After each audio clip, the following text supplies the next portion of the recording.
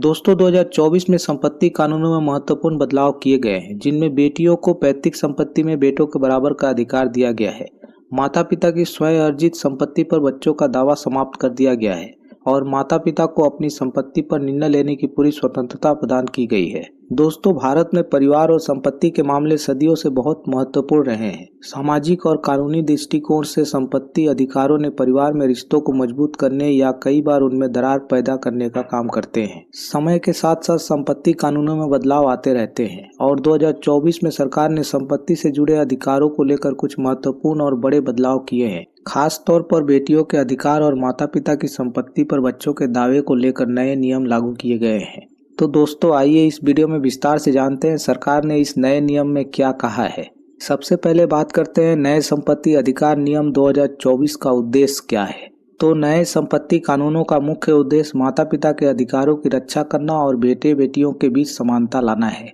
यह कानून बच्चों को संपत्ति पर अनाधिकार दावे से रोकने के साथ साथ बेटियों को पैतृक संपत्ति में बराबर का अधिकार प्रदान करने पर केंद्रित है। अब तक समाज में यह मान्यता थी कि बेटियों को शादी के बाद पैतृक संपत्ति पर हक नहीं मिलता, लेकिन नए नियम इन पुरानी मान्यताओं को तोड़ते हैं और बेटियों को बराबरी का अधिकार देते हैं। आगे कहा गया है कि स्वयं अर्जित संपत्ति पर माता पिता का पूरा अधिकार होगा। 2024 के नए नियमों के तहत माता पिता की स्वयं अर्जित संपत्ति पर उनके बच्चों का कोई कानूनी अधिकार नहीं होगा। इसका अर्थ यह है कि माता पिता अपनी कमाई से अर्जित संपत्ति को अपनी मर्जी से किसी को भी दे सकते हैं, चाहे वह उनका बच्चा हो या नहीं। बच्चों का इस संपत्ति पर कोई स्वाभाविक दावा नहीं होगा। माता पिता अपनी संपत्ति को किसी अन्य व्यक्ति, संस्था या संगठन को दान कर सकते हैं। यदि माता पिता वसीयत किए मृत्यु को प्राप्त होते हैं, तभी उनके बच्चों को संपत्ति का अधिकार मिलेगा। यह नियम माता पिता को यह स्वतंत्रता देता है कि वे अपनी संपत्ति का उपयोग अपने तरीके से करें और किसी भी दबाव या सामाजिक अपेक्षाओं से मुक्त होकर अपनी संपत्ति का फैसला कर सके। अगले नंबर पर है बेटियों को संपत्ति में बराबर का अधिकार। पुरानी मान्यता यह थी कि बेटी की शादी के बाद उसका पैतृक संपत्ति पर हक समाप्त हो जाता है, लेकिन नए कानून में इसे बदल दिया गया है। अब शादी के बाद भी बेटी को अपने पिता की संपत्ति में हिस्सा मिलेगा। 2024 के नए कानून में सबसे बड़ा बदलाव यह है कि अब बेटियों को पैतृक संपत्ति में बेटों के बराबर अधिकार मिलेगा।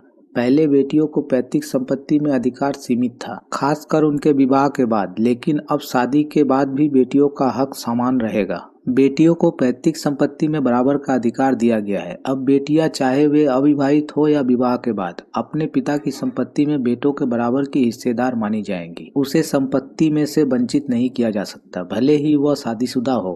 पहले बेटियों का विवाह हो जाने के बाद उनका पैतृक संपत्ति पर अधिकार समाप्त हो जाता था, लेकिन नए नियमों के तहत ऐसा नहीं होगा।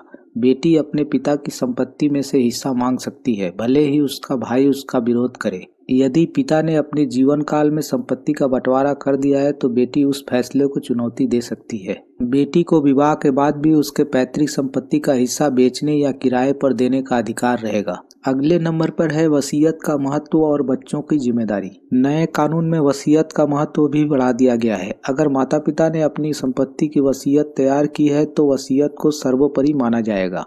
यदि माता पिता ने अपनी संपत्ति के लिए वसीयत बनाई है तो वसीयत के खिलाफ बच्चों का कोई कानूनी दावा नहीं होगा। वसीयत में जो भी निर्णय माता पिता ने किए होंगे उसे मानना अनिवार्य होगा। वसीयत के बिना ही उत्तराधिकारी का कानून लागू होगा। इसके अलावा नए नियमों के तहत उन बच्चों के संपत्ति अधिकार सीमित किए जा सकते हैं जो अपने माता पिता की उचित देखभाल नहीं करते। माता पिता अपनी वसीयत में ऐसे बच्चों को संपत्ति से वंचित कर सकते हैं और कोर्ट भी ऐसे मामलों में बच्चों के संपत्ति अधिकारों को सीमित कर सकता है। बात करते हैं किन परिस्थितियों में बच्चों को संपत्ति में हक नहीं मिलेगा। तो ऐसी कुछ खास परिस्थितियों का उल्लेख किया गया है जिसके तहत बच्चों को माता पिता की संपत्ति में हक नहीं मिलेगा। उदाहरण के तौर पर, अगर माता पिता ने अपनी संपत्ति किसी अन्य व्यक्ति या संस्था को दान कर दी है तो बच्चों का उस संपत्ति पर कोई अधिकार नहीं होगा। इसके अलावा अगर माता पिता ने अपनी संपत्ति के लिए वसीयत तैयार कर ली है जिसमें बच्चों को संपत्ति से बाहर रखा गया है तो बच्चे उस वसीयत को चुनौती नहीं दे पाएंगे। कुछ धार्मिक कानूनों के अनुसार धर्म परिवर्तन करने वाले बच्चों को भी पैतृक संपत्ति में हक नहीं मिलेगा। इसके साथ ही अगर कोई बच्चा अपने माता पिता के हत्या में शामिल पाया जाता है तो भी उसे संपत्ति से वंचित किया जा सकता है। दोस्तों, नए कानून में संपत्ति विवादों से बचने के लिए कुछ उपाय सुझाए गए हैं। संपत्ति विवादों से बचने के लिए कुछ महत्वपूर्ण कदम उठाए जा सकते हैं। माता पिता को अपनी संपत्ति का स्पष्ट बंटवारा करना चाहिए और सभी बच्चों को बराबर का हिस्सा देने की कोशिश करनी चाहिए। इसके साथ ही संपत्ति के बारे में सभी दस्तावेज सही तरीके से तैयार और सुरक्षित रखने चाहिए। वसीयत बनाते समय कानूनी सलाह लेना भी बेहद जरूरी है ताकि बाद में कोई विवाद न हो।